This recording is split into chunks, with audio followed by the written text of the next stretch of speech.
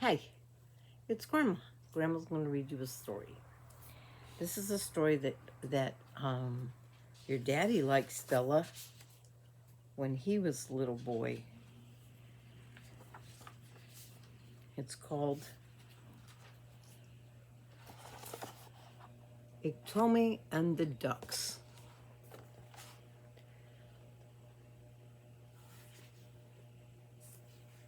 So the pictures are very beautiful, very pretty illustrations. So what I'll do is I'll read you the story, and then I'll go back and show you the pictures after I'm done reading the words. Okay. I'll hold it up there so you can see me though. Alrighty. Iktomi was walking along. Every story about Iktomi starts this way. Iktomi was walking along. He was looking for his horse. Says, I really do like myself. I look like one of the old timers. My otter fur imitation necklace. I bet all the girls will want to ride with me. My red silk shirt, my beaded cuffs, my tobacco bag, my moccasins, my blanket, my trade cloth leggings.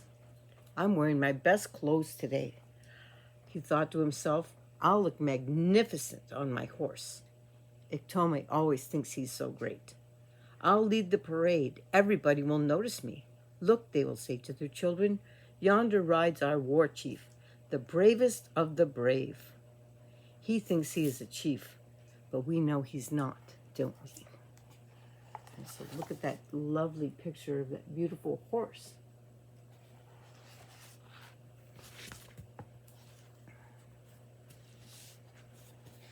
All right.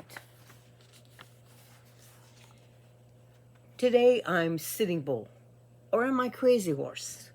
Iktomi walked and walked. Where is my horse gone, he wondered. I hope no white man has stolen him. Can you see Iktomi's horse? Iktomi looked this way and that way, but he could not see his horse. Who could possibly ride such a wild horse? And there across the top you see Iktomi's horse galloping away.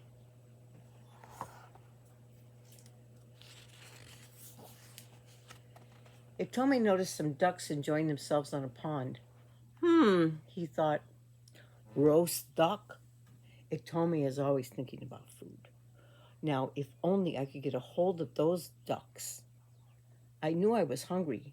I love duck roasted on a campfire. Ikto, you have such brilliant ideas. Iktomi hid behind some bushes and broke off a thick branch. What do you think he wants that branch for? Iktomi spreads his blanket on the ground. He pulled up handfuls of grass until he had collected a great pile. He wrapped it together with the branch inside of his blanket. Is that grass for his horse? I can fool ducks. Watch me.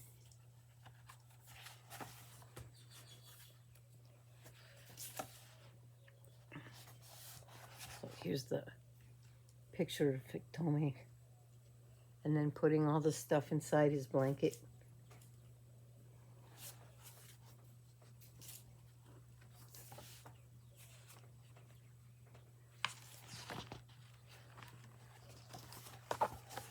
Now he's carrying it off to go and fool the ducks.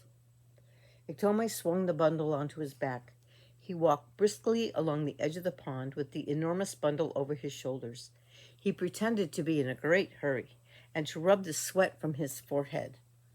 Why did I put on my best clothes to go hunting? The ducks were watching him. Hey, Ikto, they called. What's that on your back? He walked on, pretending not to hear.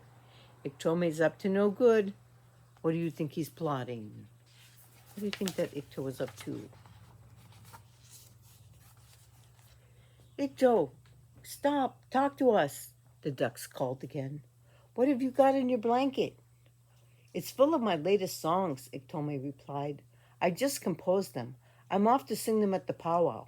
Everyone will want to dance to them. Imagine carrying songs in a blanket. Sing us some, Ikto, the ducks begged. Yes, do sing us some, they implored him. Sorry, he said, can't stop. In a hurry to get to the powwow. Oh, please, please, the ducks pleaded. Well, he answered, all right, but only one. Those quack quacks will believe anything I tell them. That's what he's thinking.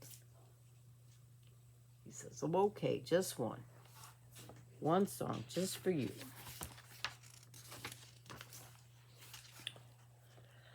The duck swam to shore and waddled out onto the bank. Iktomi felt inside his bundle and drew out a single blade of grass. I'll sing this one, he said. Iktomi is up to mischief. He's fooling the ducks, isn't he? And Iktomi's thinking, what else can I tell them? Ikto, you are so clever. You can call ducks off the pond. Iktomi told the ducks, gather round and we'll sing and dance together. Now this is a very special kind of song. You must keep your eyes closed. If you open them, they'll turn red. I'll beat time on the ground with my drumstick. And he pulled the branch out of his bundle. He called that a drumstick? Like, see, he's got a big old stick over here, and he's telling the duckies that that's a drumstick.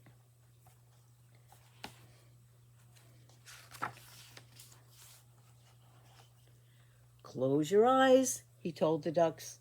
Now dance while I sing my song. Close your eyes and dance with me. Keep them shut or they'll turn red. Close your eyes and dance with me. You watch. Now we'll really have a powwow. So there he is. He's singing and beating on the ground to keep time. And he's telling the ducks to keep their eyes closed. Iktomi was beating time on the ground with the branch. Dump, dump, dump, dump, dump, dump, dump, dump. Dance, stomp your feet, Iktomi shouted. The ducks joined in, eyes closed, dancing with every bit of energy. There they are. Iktomi's beating it on the ground, dump, dump, dump, dump, and the ducks are dancing. Suddenly, instead of beating time on the ground, Iktomi started thumping the ducks on their heads. Thump, thump, a duck was dead. Thump, thump, and another. Thump, thump, thump, thump, thump, thump. One duck opened the corner of an eye and saw what Iktomi was doing. Hey, fly! Iktomi is killing us! And the ducks took to the air in terror. Quack, quack! Ducks can't dance to save their lives. Fantastic, look at that, Ikto. Isn't Iktomi horrible? Have you noticed that some ducks have red eyes? They are grandchildren of the duck who peeked while dancing.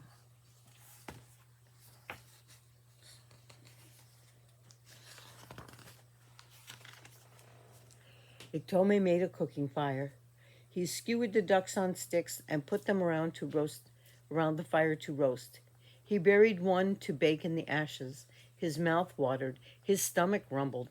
The wind started blowing. The trees swayed from side to side. Two trees creaked and scraped against each other. Creak, creak, squeak, squeak. The sound got on Iktomi's nerves. Brothers shouldn't argue, he told them. You must stop it or I'll have to come up and separate you. What a great hunter I am. I can't stand the noise. I might lose my appetite. So there he is. He's roasting the ducks. And he's waiting for them to cook.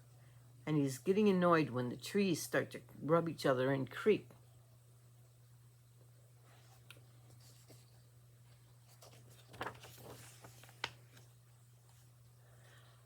When the trees took no notice, Iktomi climbed up.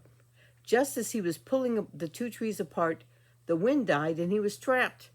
Squashed between them. What do you think you're doing? Let go of me, he demanded. I am Iktomi. I'll chop you down and cut you up. He struggled and he squirmed. And he's thinking, oh dear, my ducks will burn. So there he is, stuck in the tree. Oh, who do you see slinking along? Who's that over there?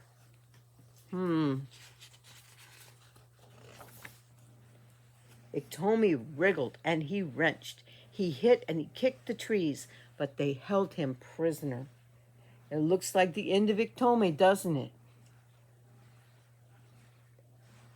His shirt says, I'm Indian, I'm Sioux Indian, and I'm proud of it. And he's thinking, oh, help, poor me, what am I going to do? Look at him stuck there in the trees. because he got impatient. He didn't want to listen to the trees squeak. Now he's stuck. Now Coyote had been watching everything. You saw him, didn't you? He trotted over to Iktomi's cooking fire. Go away, Iktomi shouted. I won't give you anything.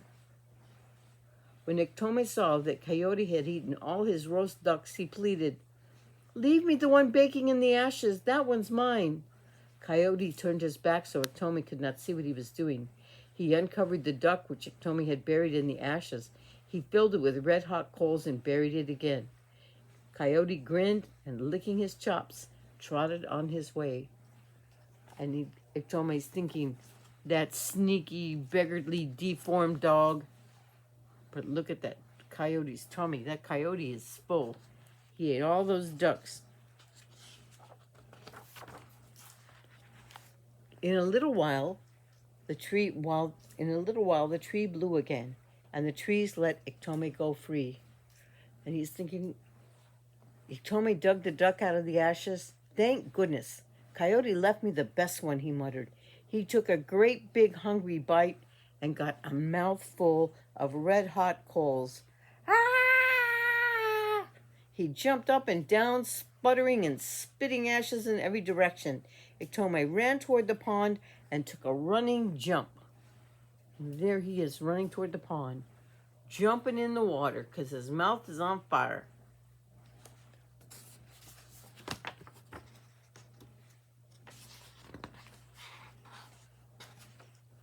Just wait till I catch up with that thieving coyote. I'll get even with him. Oh, yes, I will. Dripping Iktomi went on his way again.